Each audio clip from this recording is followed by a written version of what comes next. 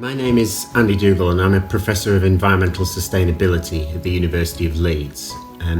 My work in both the AFRICAP project and that which I will guide in the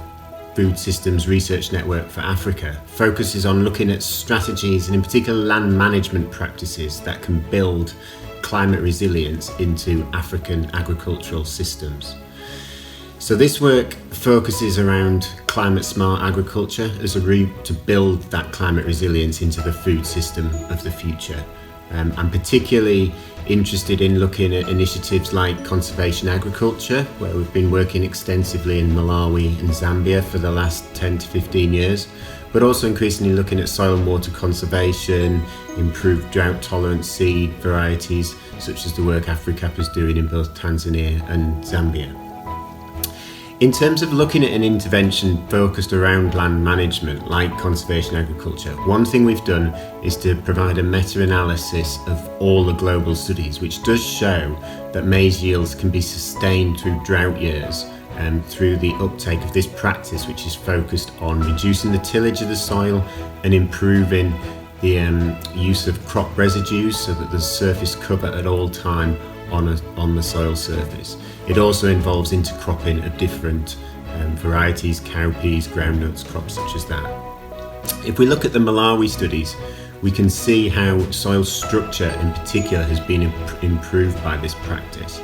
and yet uptake rates among farming communities remains very low.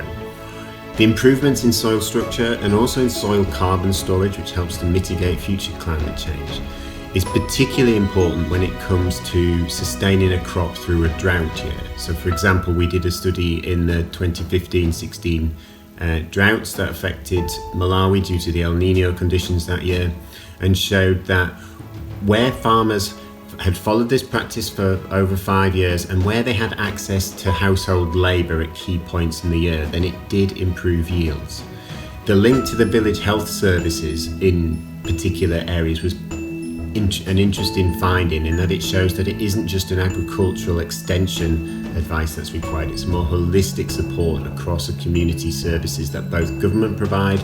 but also then the support of farmers groups, church leaders, traditional leaders, to actually recognise what works best in a particular area, and that isn't always just more fertiliser or the latest seed varieties, that there are traditional land management practices such as reducing the tillage, such as improving crop residue management, which is able to enhance that resilience within the farming system.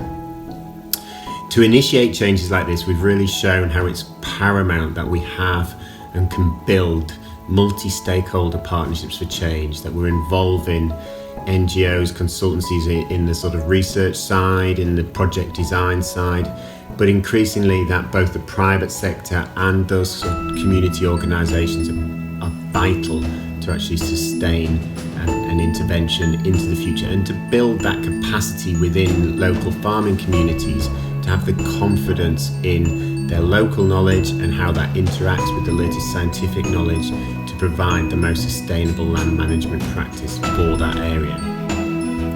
These interventions are showing many opportunities and good practices that we hope to investigate further. Empirical evidence is critical to be able to report the good news stories that shows the opportunities and the abilities of farmers across the continent to be able to withstand the pressures that climate change is placing upon them. These management practices focused on ways to improve the soil will be a critical element in terms of how Africa can deal with climate change into the future, and an area where I and others will help guide future research